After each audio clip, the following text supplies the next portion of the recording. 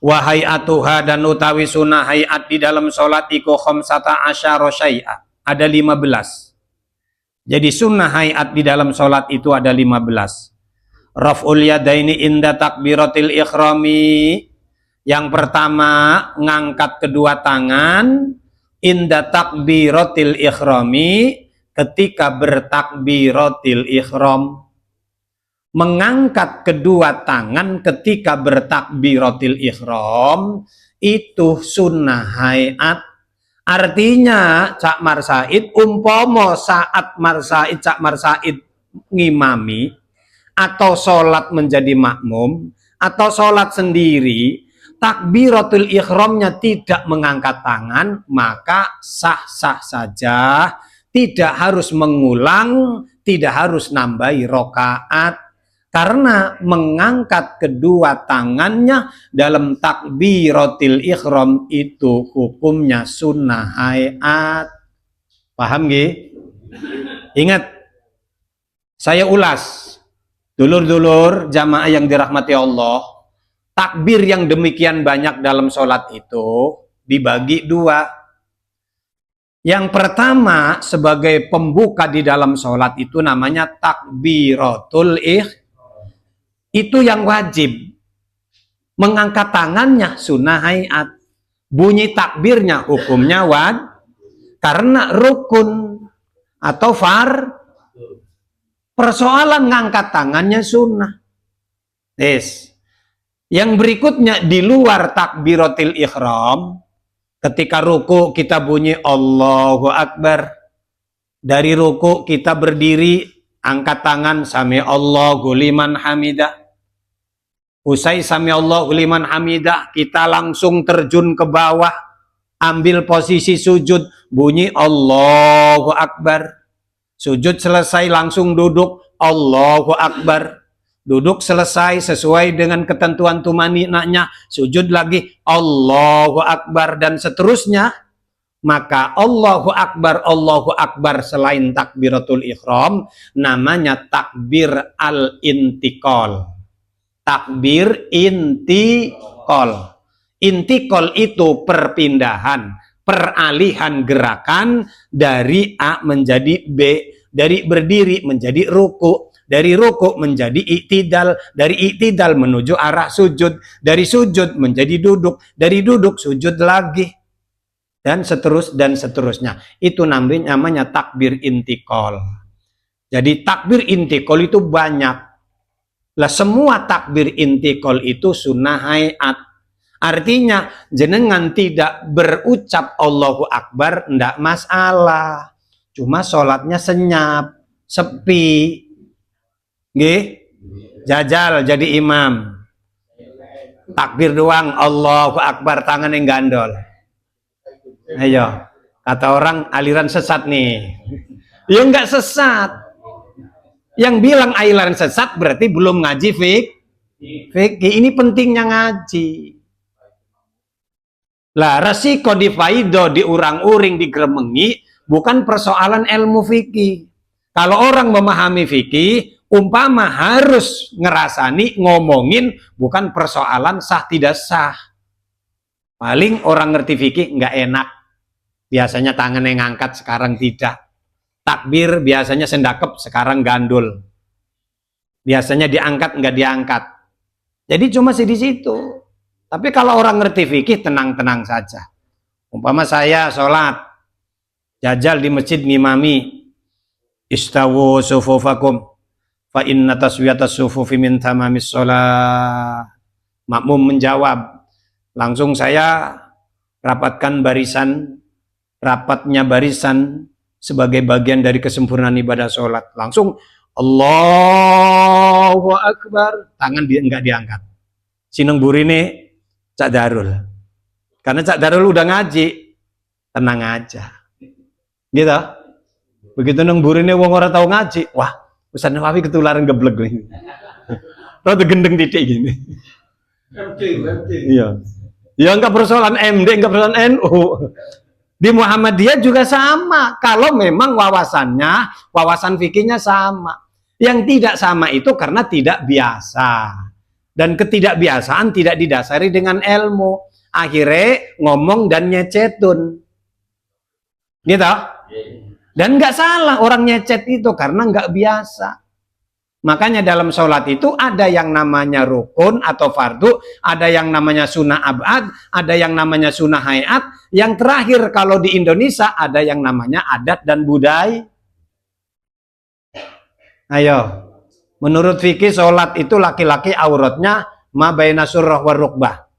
Cukup menutupi pusar di atasnya dikit dan dengkul ke bawah dikit. Itu sudah sah sholat.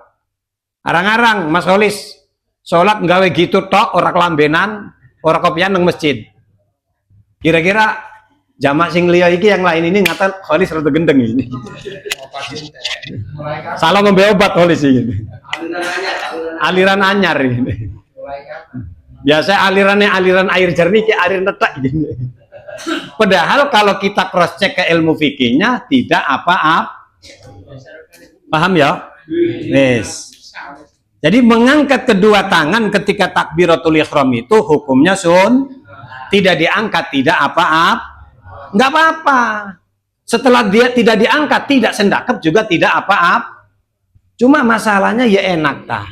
Malah yang tidak boleh, takbirnya tidak diangkat, tangannya repot, begini menganggap salah, begini salah, disampirno nang pundak tonggo. Ya, tambah masalah baru. Wa indar ruku'i, begitu mengangkat tangan, begitupun mengangkat tangan ketika ruku, itu sunnah hayat. Jadi pada proses menjelang ruku itu tidak mengangkat tangan, tidak masalah. Wa indar raf'i minhu, dan ketika bangun dari ruku, sami Allahu liman hamidah. Ini hati-hati. Ini kita kadang-kadang ngaji gerakan lupa cara berdoanya. Lupa cara melantunkan lafadznya. Doanya gerakannya bener. Allahu Akbar. Gerakannya ini bener. Umpama tidak diangkat juga tidak masalah.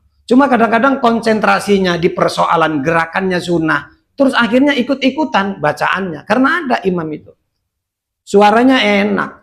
Sami Allahu liman hamidah. Iya, indah betul.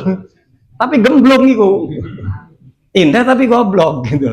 Ya nggak ada ceritanya hamidah. Lah hamidah lah tonggone lah sing ayu. Rondo itu. Jadi nggak perlu nambah-nambahin.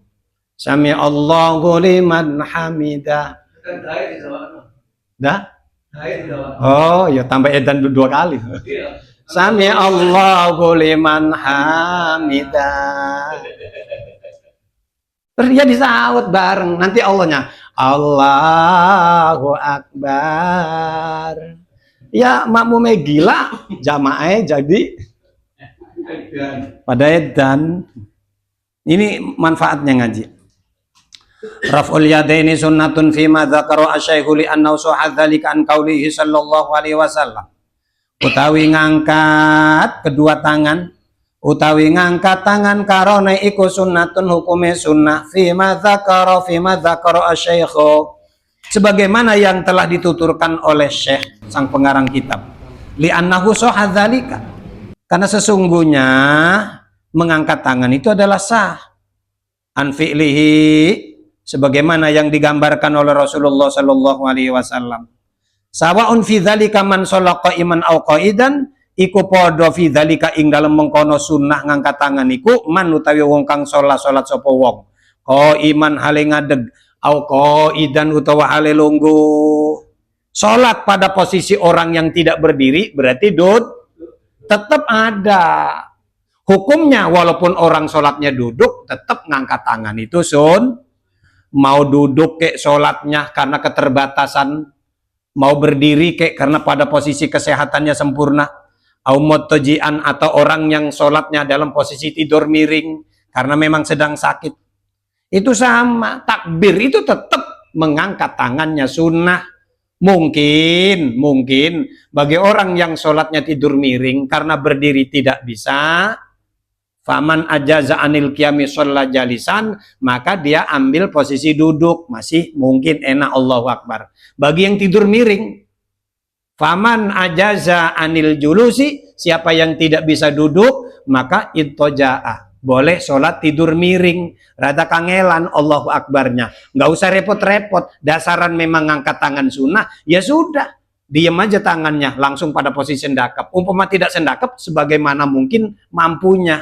Boleh rada kegencet-kegencet dikit, enggak masalah. Tapi yang jelasnya pada prinsipnya, mengangkat kedua tangan itu hukumnya sunnah. Sehingga nanti kalau jenengan memberikan sebuah pengajaran kepada anak, atau sengaja dicontohkan, atau sengaja dieksperimen, sholat yang demikian ini, enak enggak? Langsung menghadap kiblat, Allahu Akbar. Gitu aja. Tangan yang enggak diangkat, enggak sendakap, muni Allahu Akbar. Karena yang hanya wajib, Allahu Akbarnya bersamaan dengan takbiratul ihram, di dalamnya niyatus sholat. Wasawaun fi dzalikal fardu wan naflu wasawaun fi dzalikar rajul wal mar'atu.